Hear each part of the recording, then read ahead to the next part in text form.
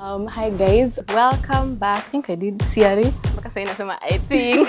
Hii imekataa and the foundation was strong but I don't know, the building was weak.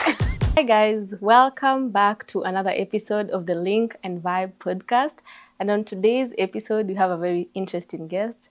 So please guys, first of all, guess hapo kwa comment section. Who do you think we have on today's episode? I'm very excited. I'm very happy. For the longest time, nimengoja kumhave on my podcast because we have gone through a lot of experiences. And finally, she's here. Hope you learn from us. Yeah. So give a round of applause to our one and only Elsie. Okay, kindly introduce yourself to my people. Hi guys, my name is Elsie Werimo. I'm 19 years.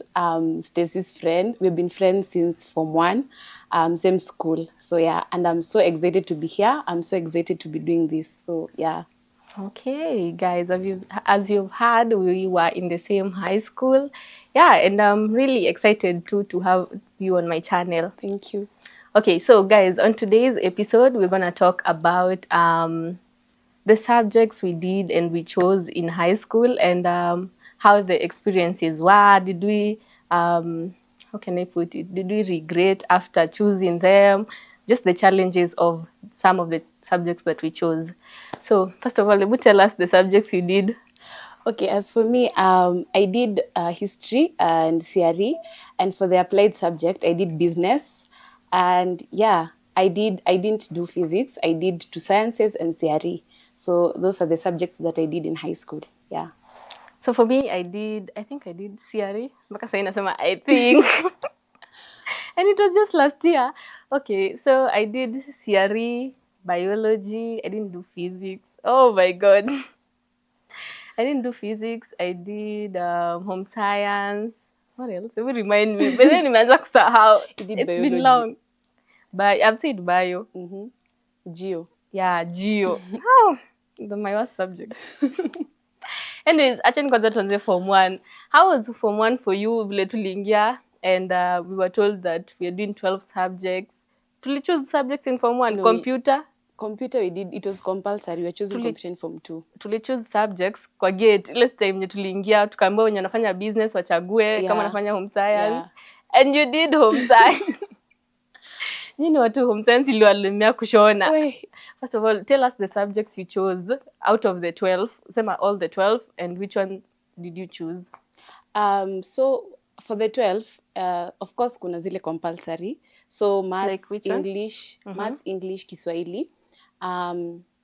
Yeah, but then after hizo compulsory sasa kuna hizi zenye unafaa choose, kama for example for humanities you're supposed to choose between kama geography and history. So I did form 1 hatukuchagua. So form 1 we were doing all of them, 12 of them. Na geo na history tulikuwa tunafanya. So hapo tulikuwa tunachagua business na home science. Jadi mimi nilifanya business na home science form 1. Kulikuwa na art, kuna wenye walifanya agriculture, German, hizo. Zilikuwa zimewekwaje in categories? Kulikuwa na cluster 2, kuna zenye ni agriculture, home science and art. Then the second cluster was business, French, German and computer. Okay, so which one did you choose for your cluster 1? So for cluster 1, I didn't choose any because I didn't do home science and in form 1. Yeah, in form 1. In form 1 I did home science in cluster 1 and in cluster 2 I did business. Same. So we were doing the same subject. Yeah, so how was it for you? Mbona ulitoka kwanza in form 2 we were supposed to drop subjects. Sasa ndo ukakuja drop home science ukafanya business. What made you choose home science, business instead of home science? It was tricky. I remember in form 2, before we dropped the subjects, we were supposed to do a full paper of home science, including stitch work. So like at that time, uko form 2, you're confused. Uko tu, bado you're not like ujazoea hizi vitu. So I remember that exam, we were to do stitch work and theory. So like I was so focused on stitching and doing the stitches perfectly and neatly because you know Miss Muti, so that lady just wants what is called perfection. So I was so focused on doing stitch work and I failed to read for the theory part. So when it came to stitch work, I passed. I did well, considering the fact that we were doing it for the first time. I actually got a 28 out of 30, I remember, or something. Yeah, but for the theory part, I didn't read and I just got into that exam room and I didn't see anything. So like I failed home science that exam, and I decided, you know what, let me just do business over home science, because at least business haina practical mingi, so I can't Hiyo be ni caught theory up pekee, ni theory than pekee. paper 1 tu. Yeah, so I can't be caught up in, oh, by the way tunafaa kufanya nini practical then theory. So I just decided business was the better option, and plus I was the rep and I was doing much better in business than home science. So yeah. Na uko na unajua some of us tulichagua home science ati juu ya kupika. Unajua kila mtu alikimbilia home science juu ya kupika. Wewe uko una influence na hiyo kupika? Okay, nilikuwa na influence. Okay, actually my sister told me ukifika high school fanya tu home science, mtapika, and the experience is just wow. But then what we were told in, I think form 1, because everyone was just going for home science. I mean, we are girls, kupika, shule, it's just amazing. But everyone was going for home science. But I remember this Miss Mutiso told us, I know most of you are choosing home science because of cooking, and I don't understand, because cooking will happen in form 3. Yeah. Form 3 latest, form 3, form 4. So at that point, I was like, you know what, I'm just giving up on this subject. Kama tunaenda kupika form 3, then I have to struggle with teaching up to, it was just hectic. And I decided I'm not going to struggle. It's unapplied. You're not supposed to put so much effort. Si kama chem. Booster. Yeah, si kama chem na bus. So I decided to just go with business because I was pretty much doing well at it than home science. But at the end of the day, kutu boost. After tumesema home science tutapata A, you know, only one person had an A out of 100 people. Only one to teach, because she was the main rep. Wow. Au wengine alafu 12 people had A minuses, alafu si wengine tumejaa kwa B+. Kila mtu alikuwa anajua home science, that one is an A. Hadi atungangani. Because I remember the theory was ati, you know, home science practical zitamakiwa shule, and of course our high school teachers were easy to fail, so everyone was like, after practical ni booster itamakiwa shule and stuff, and just hiyo theory tutaandika tu, hiyo itakuwa much considered. So everyone was like, home science is a straight A. Sisi wengine we just had to work for the grade we got in our applied, but home science watu walikuwa wanajua tu it's a straight A. But I think our mentality ndio ilifanya tukafail. That's the thing, because tulikuwa tunajua hii tunapita, yeah. Kwende vile kutenda hii tutapita. No wonder tulifail because of our mentality. So hatukuwa tunaisoma sana. Unaona hii nishapata A, acha nifanyie chem kazi. Na bado tu hiyo chem ulianguka, home science ukakuja ukaanguka. So but let me ask you, mbona tunasemanga acha nisome home science sana because this is a booster. Alafu I don't know how I can phrase my question, do uelewe. Most of the time, people don't read their booster subjects. True. And they come to fail because hawakuipatia much attention. But now, teachers pia wanakuambianga, soma chem, jujui chem, ndo upite. So, unajua kika all your effort kwa chem, no wonder unakuja kuanguka home science because haukusoma home science. Yeah. How do you think we should do about that? I think venye tu umesema, it all depends on mentality. Once umekuwa na hiyo mentality ya this subject is easy, hata kusoma, you'll just get into that exam room and you're like, you know what, home science is a booster, home science ni rahisi. So hata ukifanya exam, you'll not take home science with the seriousness and utafanya chem. Adi if you look at the time as allocated to home science exam and chemistry exam, unaona kuna a slight difference because of your mentality ya home science it's easy, nitaingia tu niandike and everything. You know, for chemistry you'll have to get into that exam room, compose yourself, and sasa ndo you start thinking of what to write. But for home science, for example, you are being asked ati name 4 types of stitches or something. You just write and it goes evil. So ukikuwa na hiyo mentality ya me can just pass even without giving it so much attention, utaingia exam room uko tu, so uko free. You know, kwa exam ufai kuwa free, you're supposed to be in that exam mood. So yeah, hiyo ndo maana most of the people wanafailingi hizo vitu zenye wanadhaningi ni rahisi. So yeah. Na do you think we should allocate same time kwa hii booster na pia kwenye una fail, ama uweke time mingi kwenye una fail? How should that work? Okay, I think you can't say, okay, for me I think it should be allocated same time, because hadi ndio maana ukiangalia timetable, if you count the lessons zenye ziko na applied na zenye ni chemistry, okay, of course chemistry kutakuwa tuna ile extra time allocated and everything, yeah. But then I think each subject should be given, as in should be handled with the same intensity. You can't tell me ati I'm going to read chemistry for like 3 hours and read home science for like 30 minutes and expect okay, chemistry is hard and expect ati because I've allocated more time on this subject I'm going to pass. Hata unaweza pata ita turn out as an irony in the long run. Utapata of course utapata science iko above. So I think all the subjects should be allocated equal time for reading, for revising, and for everything. Adi lessons. Yeah. Okay. So how were the experiences? Such a truly Form 1. Let's us take you back in the days. Form 1, day 1, how were the teachers? Vile walikuwa nakuja. I remember Mr. Mwasi alikuja akatuambia kila mtu aseme what you've heard about physics. Yeah. What did you say? Alisema kila mtu ujiintroduce. Nilikuwa nachukia hizo moments. Oh, I'm Stacy Natasha. Kwanza nilidanganya I have a brother. You remember that part? Yeah, I said I have a twin. Na huyo twin ako alliance. I lied about that. So every teacher alikuwa anaingia anasema introduce yourself. Na sasa tuko watu almost 60 of us. Yeah. Kila mtu ajiintroduce. A whole lesson. Yeah, a whole lesson. The first 1 week mnashinda tu mkijiintroduce. I'm Stacy. Na bado kushika jina za watu. So, how was it for you, teachers coming in? Wanasema mjiintroduce. What were your thoughts about the subjects? Okay, as for me, you know, I have like, I think 4 siblings that are ahead of me. So ni watu tumekaa chini, we have had these talks or physics this. But me, I guess hata one of the reasons why I didn't go with physics was because of the mentality I had. Physics is hard. Physics is associated with maths, and maths is hard itself. So imagine another subject associated with maths, so it was even harder. So I had this mentality. Associated na most of the subjects. Yeah, but you can't relate maths in chemistry, maths in physics, and maths in maybe, let's say, something like, okay, business. You know, it's different. Yeah. So the experience was, okay, overwhelming at first because you're in a new environment to start with. You are cohabitating with 59 or is it 61 other girls, and it's something. For example, I was in a mixed primary school, so I was not used to being in an environment filled with girls, and then the subjects themselves are overwhelming. You're in a new environment, you need to adapt and everything. Mwalimu akikuja class anakwambia introduce yourself, and you're like, oh my god, I've done this for the last 11 subjects and I still have to do it. You're still confused.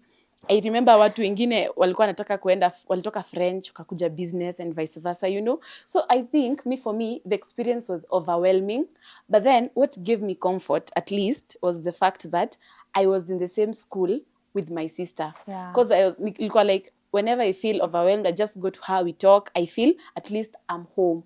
But it was so overwhelming having to learn new people, like deskmate yako, it's someone you have never met in your life, you don't know. And for me, as much as I had people coming from the same school, like primary, we were not in the same class, you know, they were all distributed in other classes. So you're in a new environment, you don't know anyone, you're just beginning to know people, your deskmate, your subject teachers and stuff. So it was so overwhelming. But you know, with time, just learn to nini, because it's something that you can't always skip your stage. As long as you're in high school, lazima ukue mono, lazima ukue Form 1, you just can't skip that stage. So, but for me, it was overwhelming, but it's just learning how to cope and adapting to the new environment. So, yeah. Okay, so let's first of all start with mathematics. How was mathematics for you? Kwanzia Form 1 up to Form 4? Because I naona sasa CBC wametolewa math. Hao watu wanafaa wapate A. Hey. How was mathematics for you? I have never had, in fact, mathematics was my worst experience in high school. Worst. Why was it worst? Because of the teachers? About what do you think? Ilikuwa mentality? Okay, me personally, I loved maths from primary. I even got a good grade in my KCSE. But then, you know, maths is a subject that you have to practice. And I remember we had stayed home for almost 2 months before we joined high school. 4 months. Yeah. So like, imagine from March to August, you have not been practicing maths. Then you come into this environment, maths is a bit complicated. So I had the worst experience. I remember my first exam in maths, I had a bad grade compared to the other. You know, for one, you're getting A's in the I got a 60%. It was and that is bad. No, listen, it was bad because if you compare my maths grade and English Kiswahili, I had A's, but then maths, I'm having a C+. you can imagine how that looks. And I remember my dad was he was not pissed, but he was kind of disappointed, and he was asking me, what is happening, what is going on? Because actually maths costed me even in my final grade. Kama mtu ajiuliza what is going on with math, hadi mimi nimeulizwa mara mingi sana, what is the problem with math? What is happening? So maths, and I think not practicing for long. Then the teacher, I didn't quite understand the teacher at first. I think she was moving too fast, Miss Kerub or something. I think she was moving too fast or something. So I was just, alafu, I was miming too. Kama niki, like nakwanga na this fear of personality. You know, Miss Kerubo was this teacher who came to class, as in she's anakushtua venye tu anafunza, how she addresses. Yeah. So alikuwa ananishtua. So like ukishtuka, you can't have that environment to learn and understand. Nduva alikuwa anashtua watu. You know, weird enough, I used to understand Nduva so much. I will just sit in chemistry class and understand everything. But for Miss Kirubu, you know, alafu, female and you're a girl, and you know, it was just complicated. So I have had the worst experience in maths. Ilifika point, my class teacher, Mr. Juang, is calling me in the office and asking, what is happening? Because you can't be performing.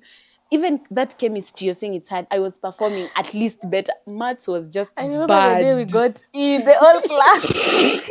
We were in Form 3. We just got E's. The mean score was the whole E. class, we got E's. Where did the class rep anakuja nunuza, what happened? What is going on? Sijui tulipata 58 people wako na E's. Ilikuwa 58 ama 52, 50 something, and we are 60 people having with E's. I can't even say the score that I had.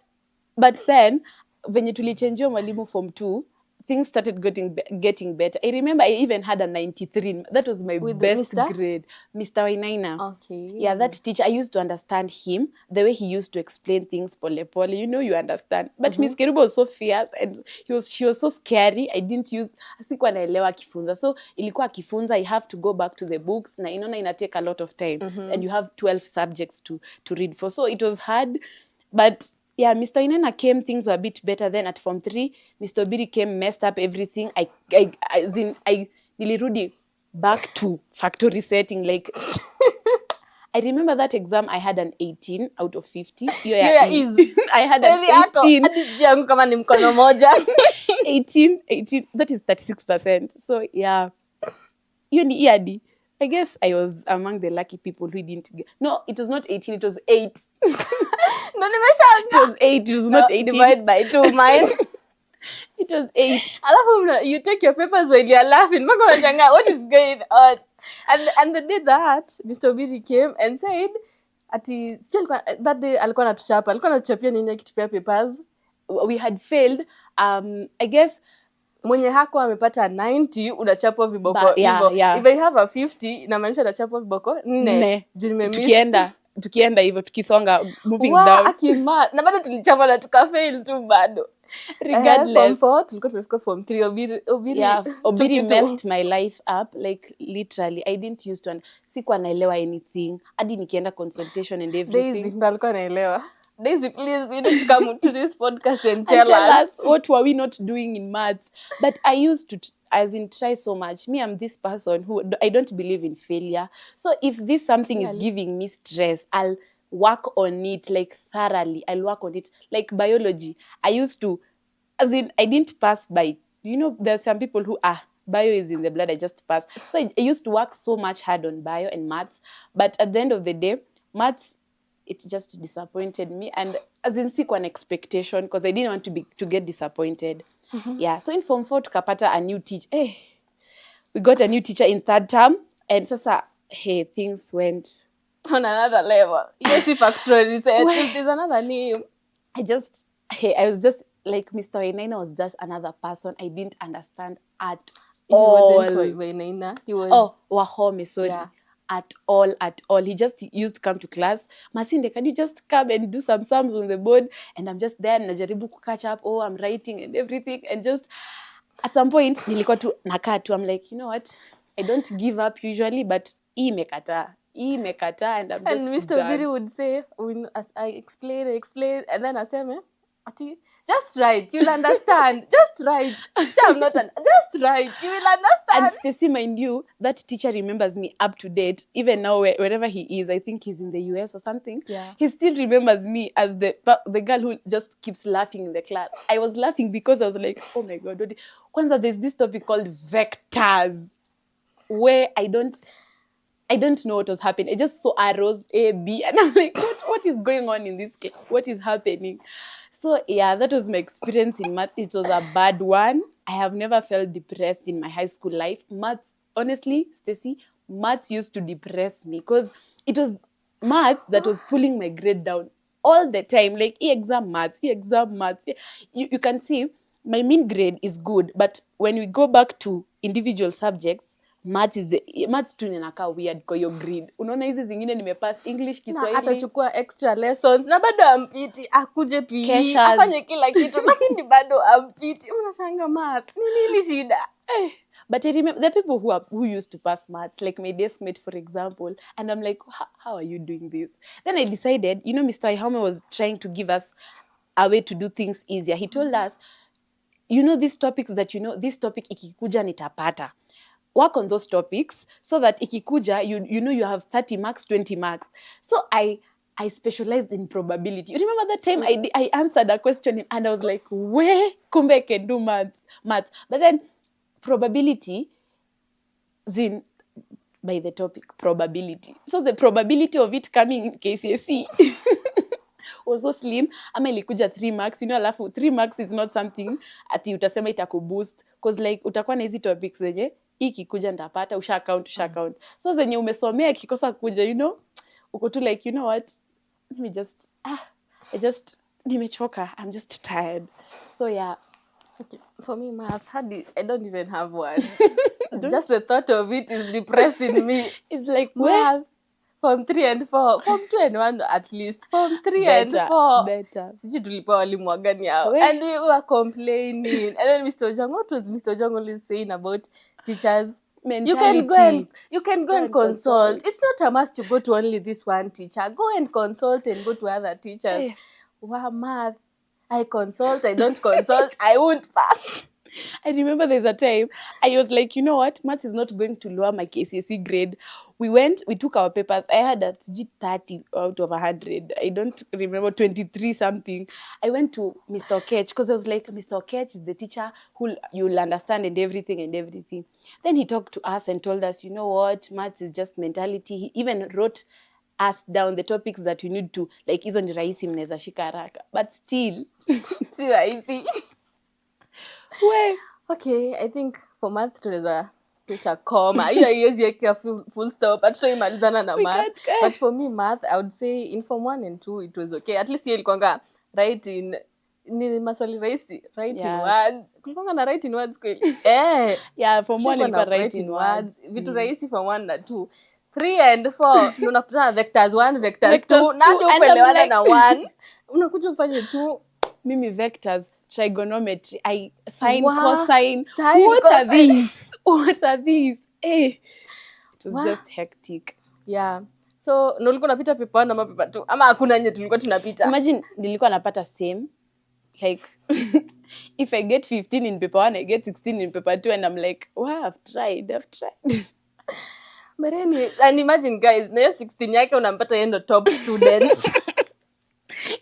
She used to be, but then on a serious note, this is not funny. She used to be top 5 in class. I got minus maths. So imagine if I had that knowledge in maths, I would beat Vanessa Kerubo and become number 1 in the whole school. But maths traumatized my high school life.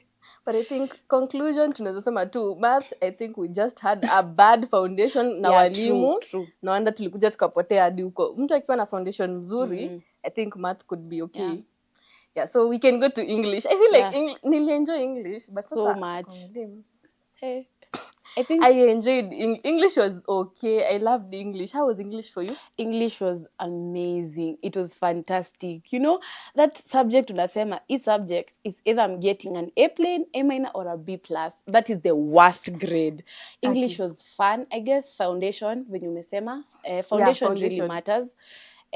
whenever you're doing anything, the foundation is really important. So English, we had a very firm, strong, and amazing foundation. Sijui iliekwa nini hiyo foundation because Wow. it was very It strong. was very strong to the Kuanzia point tu that form 1 Yeah. tumebitiwa English kweli. Yeah, Tunakuwa yeah. tu top in English. but 4G number there was 1 this in ones, English. there was these ones that 4P defeated us.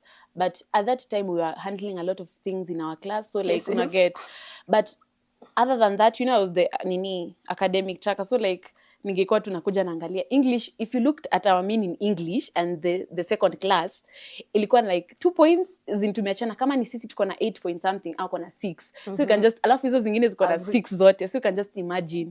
Yeah, so English was so good. Kubwa sana. Yeah. Haikuwa by mistake. Unajua tu wengine wanasemanga hii ilikuwa by mistake. No, hiyo ilikuwa English unapata tuko huku juu alafu math tuko huku chini. Alafu hey. So English was fun. It was amazing. The subject itself is engaging. You read, you write, you speak. At some point, English was so much fun. Unaingia exam room and all you just, paper 1, all you just have to say is pronounce the word. For example, this question, the silent letter or homophone, it's so fun pronouncing the word and everything. So English, it was amazing, fantastic. Yeah. Other than the other things, English was good. Yeah. And plus, on a serious note, we had the best teacher in English. I mean, we had the best teacher. That's why we were leading. Yeah. Because we had the best word. Yeah, alikuwa anajua kufunza English.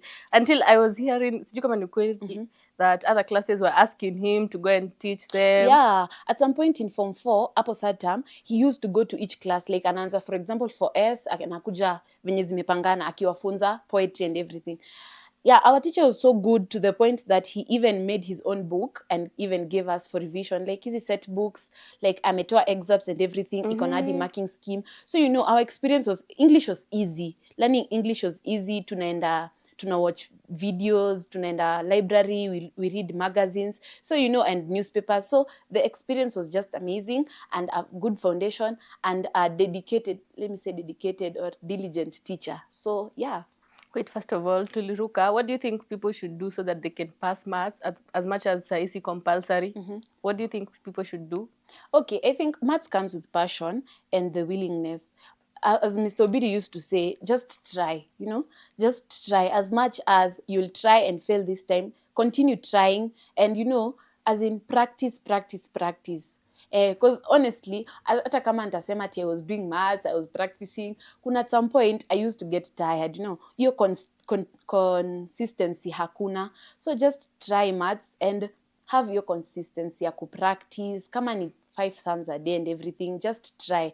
Alafu pia, motivation, just motivate yourself, like, unajua at the end of the day, I'm going to benefit if I pass this maths. So just have the motivation, consistency, just try and try and try. Yeah. For me, I would say consult. Jaribu consult. Yeah. That is what I would say. Especially if you feel like you don't have the best teacher, try consulting. Kwa ule mwenye unaona huyu anaweza nisaidia. Yeah, for English, sijui tuseme per paper ama how should we put it?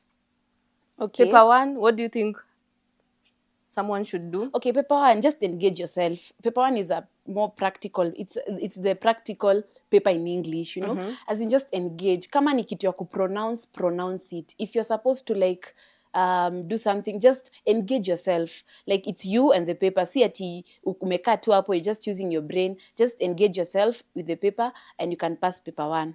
Paper 2? For paper 2, adopt a reading culture. Juu paper 2 sini set books, nini? Paper 3 ndio ilikuanga set book. Oh, hiyo niko na excerpt. Yeah.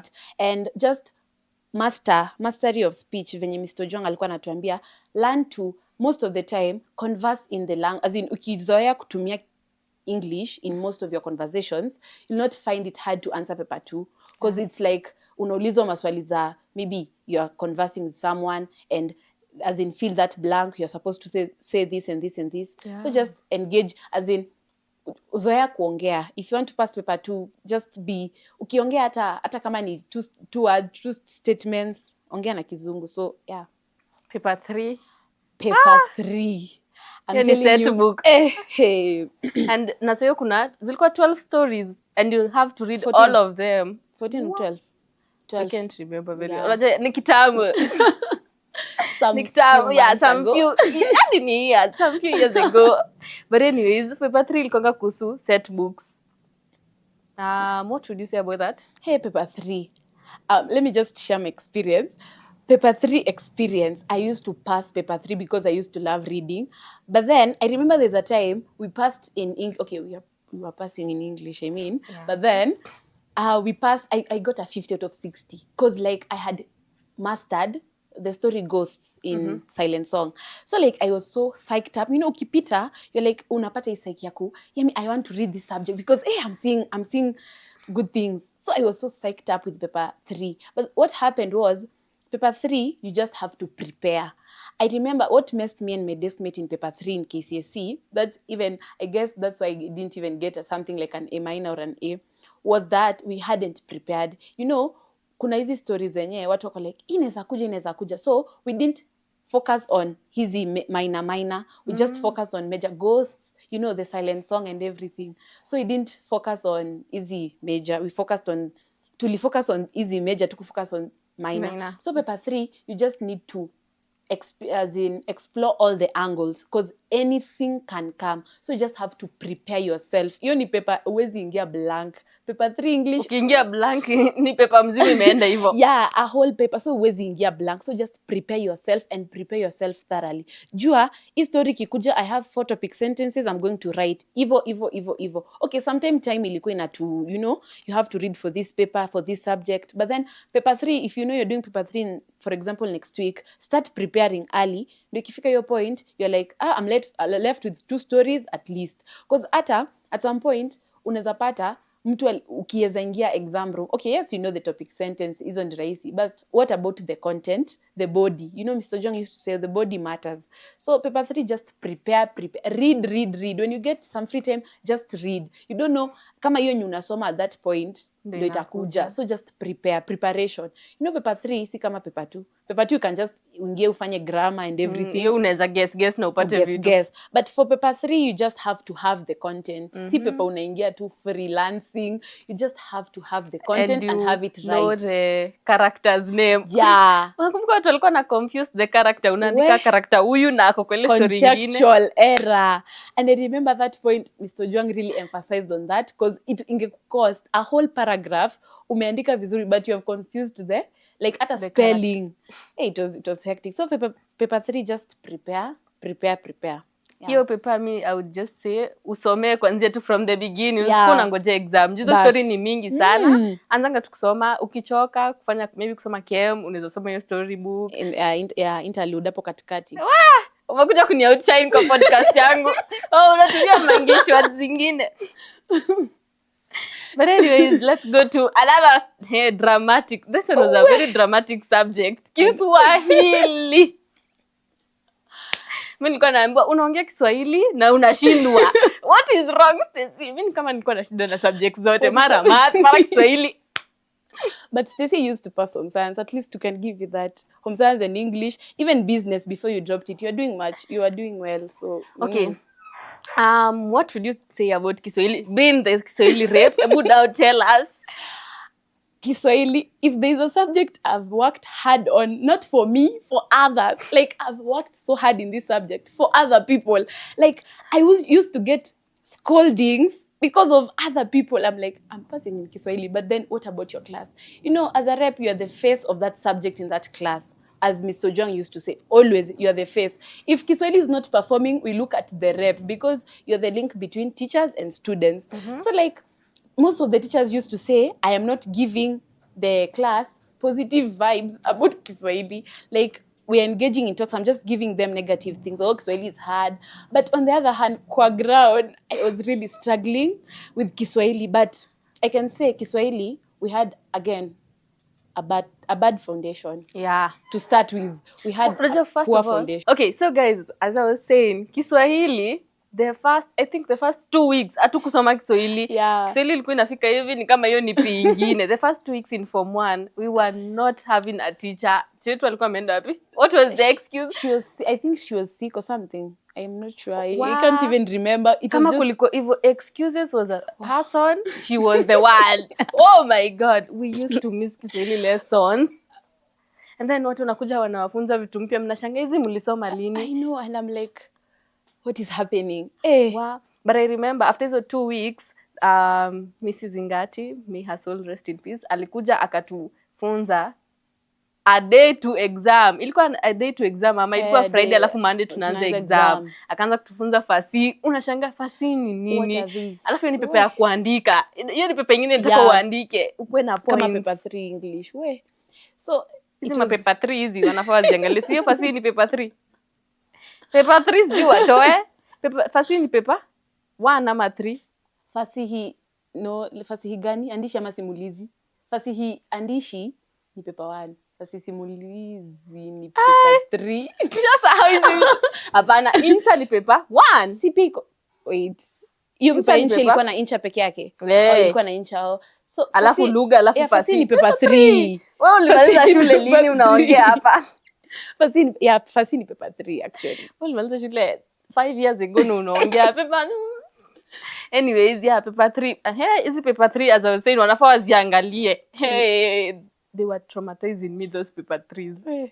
Okay, so what would you ulikuwa unatuambia your experience as a rep in Kiswahili? I suffered my life. I have never suffered as a rep like I suffered with Kiswahili. You know, at the point like you're feeling when una make your effort, like hakuna mwalimu, subject teacher, class teacher is telling you just go on. Then kuna mtu anaitwa mkuu wa idara, a person that never understands a no, like she never takes a no for an answer. So that lady wanted everything to go as in her way. And then kuna idara, like in our school, kama kuna idara yenye ilikuwa na pressure mingi was Kiswahili, idara ya Kiswahili. Because the previous year, I think we recorded the highest mean in Kiswahili than other subjects. So like kulikuwa na hii pressure ya kufanya nini? To beat that other mean, 10.5 or something. So the pressure in Kiswahili was real. Alafu ilifika point, unaanza kuona Kiswahili na Chem ni kama zinafanana. Because they are both sciences. And you don't even understand. Because Kiswahili was easy. Kiswahili became a science. Kiswahili became a science, but for me, Kiswahili was easy. Kiswahili, languages, I think, niko sawa kwa languages, but Kiswahili was easy. But unangalia, you're passing, Bint used to tell me, you're passing, and what about your class? You can't pass, and we can acknowledge you as passing, but the class is recording. I mean, I remember the last exam in Kiswahili. Ile ya 3. Yeah, we had a mean of 3, and the first class has a mean of 8, and we are 8 classes. So you can just imagine, as in, we are number 8, number 7, wako na mean ya 6, and we have a mean of 3. I was depressed. As the rep, I remember there's one time I almost cried because of Kiswahili. And I remember class meetings, parents, like ule PA, parents, whatever, alikuwa nakuja, like, you know what, tell us about Kiswahili. And I'm like, oh my God, what am I even saying? Kiswahili was hard. Okay, for 4G, I guess we had just a bad experience with and teachers and foundation. But for other classes, for example, for W, we can say, the experience was good. Foundation yao ilikuwa strong. Firm. So yeah, Kiswahili, for me it was so easy, but you can't be in an, yourself you love the subject, but what about the people who are surrounding you and your environment and the pressure outside, idara inakupe pressure, class teacher, the class itself. It was just a lot, but we thank God. Me personally, Kiswahili ndo nilipita. God, as in all my hard work paid off. That is the subject I can say it paid off, Kiswahili. Because I was like, hey, hata kama paper 3 did what it did, I passed Kiswahili amidst every subject, so yeah. But Kiswahili ni kama tu another math for us because tulichangiwa walimu. Unachangiwa huyu anakuja na style yake ya kufunza. Alafu mnaambiwa don't worry, every teacher has their own method of teaching. So if you don't understand, go consult. Actually walikuwa nikasirisha na mambo ya consult. Auto exchange walimu. The last time tuleta, I don't want to say mshosho. How can I phrase it? A very huyo alikuwa anatuimbia lullaby. Unaona vile Kiswahili mkisoma hiyo ndo sanye wewe unalala vizuri. Sasa ndo alikuwa anafanya ndo tulale kabisa kwa alikuwa mshosha alafu kana anaanza kuongea hivyo. So Kiswahili, and I remember at some point pia she had to go because she was sick. So in Form 4 we stayed like that for like I think a whole term. Atakuwa na mwalimu for Kiswahili again. Hadi Form 3 vile nanye alienda kuzaa tukua na mwalimu like Kiswahili hatukuanga na mwalimu literally. We never had. Most of the time. Wangekuwa wanaandika hapo Kiswahili, mujisomee. Wacha kutupatie mwalimu. Because at this point we never had a teacher. It was just a lot. Hey. Yeah, so for Kiswahili, your advice, what would you tell people about Kiswahili? Kiswahili is super easy. Give up. Don't give up in Kiswahili. Sasa, if you're giving up on Kiswahili, what about chemistry and maths? Give up on other things, but don't give up on Kiswahili. Kiswahili ni lugha ya taifa. I mean, I was the rep. I enjoyed being the rep because hiyo experience inakufunza vitu mingi as a leader, challenges and everything. Remind you one thing. Our teacher of Kiswahili form 3. Kazi ilikuwa kuja kukaa huko nyuma. Matano, go teach them. Ni kama ulilipiwa school fees kuja ufunze watu. I mean, I'm also a student, so how do you expect me to teach the way a teacher is supposed to teach? Tafuteni karatasi mu go through the paper. Na paper tulifanya maybe 1 time ago. Watawana. There's a lot. Hey, anyways, so as you've said, Kiswahili watu wafanya nini? Don't give up on Kiswahili. You know, people are getting jobs also here, courtesy of Kiswahili. Yeah, as in watangazaji and everything, writing books, fasihi and everything. So Kiswahili is amazing. It's awesome. It's fun to learn. It's also engaging. Mimi napenda vitu engaging. Paper 3 kusoma, engaging with the characters. You know this character, maudhui and everything. So it's fun. Kama tu English. Ulimalizanga kusoma Nguu za Jadi? Miss J maliza. Hadi sijui kama nishafika page 100. Nili give up the set book. Mimi niliona hii set book ni refu. Ilikuwa how many pages? Almost 300 and something pages. Hadi sikuwahi fika 100, page 100. Nilikuwa naanza nasema hii wiki Stacy, I am very serious, I'm reading this book. Nafika page 50, nishachoka. Vitu kwa ground. Oh my God. Anyways, Kiswahili mmeambiwa msome, don't give up. In lugha ya taifa, stay strong. Aki wenye mko high school na wahurumia. Lakini it's okay. So we go to the last compulsory subject, which is chemistry.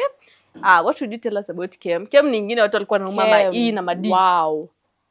Imagine my mean in maths was lower than chem.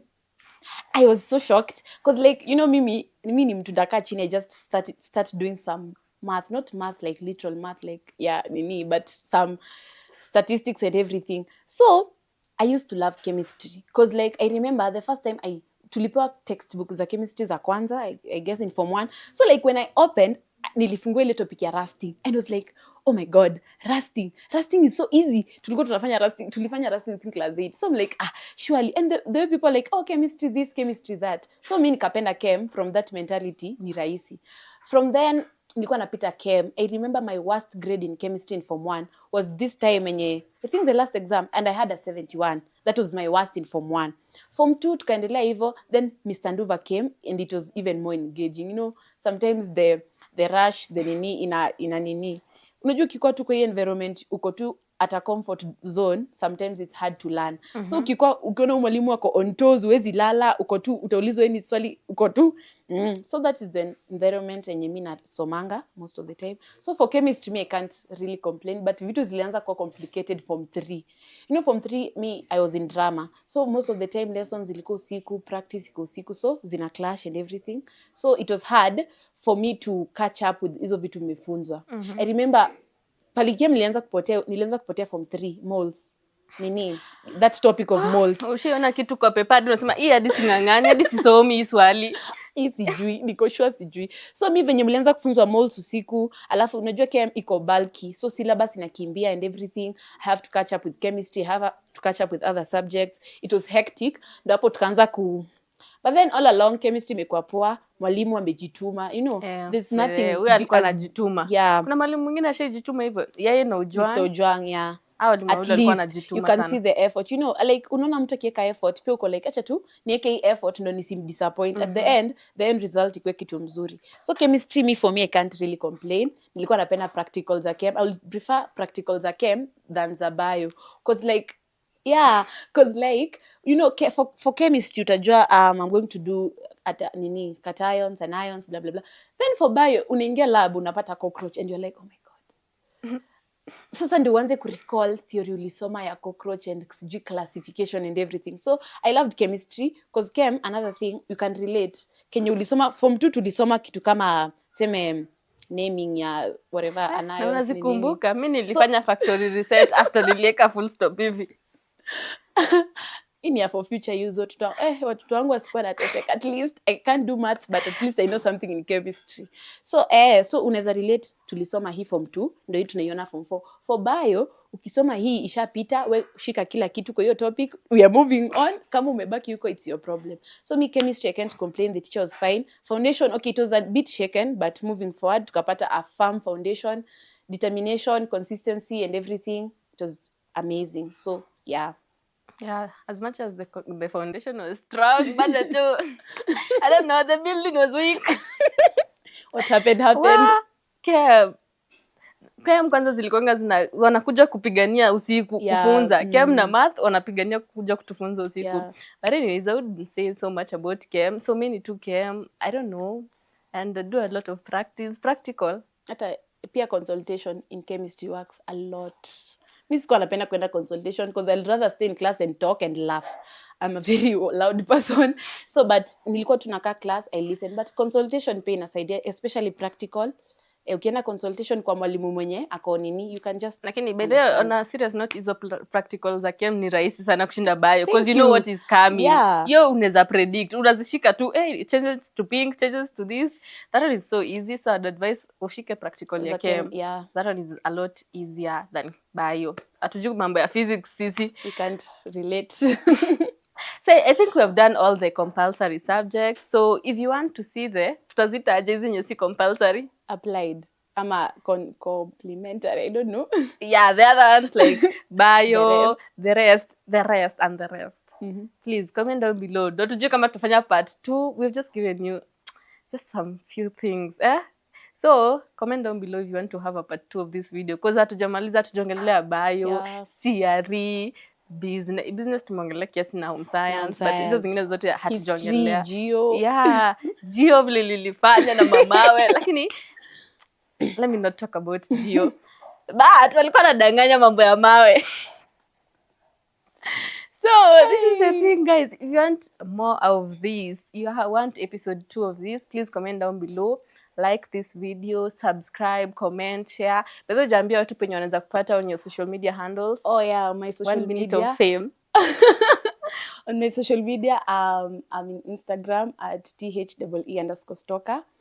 Actually, you don't know media platform I have not yet opened my TikTok account. Yeah, so you to know account niko nayo for now. Na Gmail, I guess. So anyways, guys, for me, my Instagram is TestacyNatasha909. My personal YouTube channel is TestacyNatasha. And my TikTok, even unafaa ukue, And I'm teaching you this. And my TikTok is TestacyNatasha0. So kindly go follow me on those social media accounts. Yeah, and we can engage more. So thank you guys for watching this episode. Please like, subscribe, comment, and share.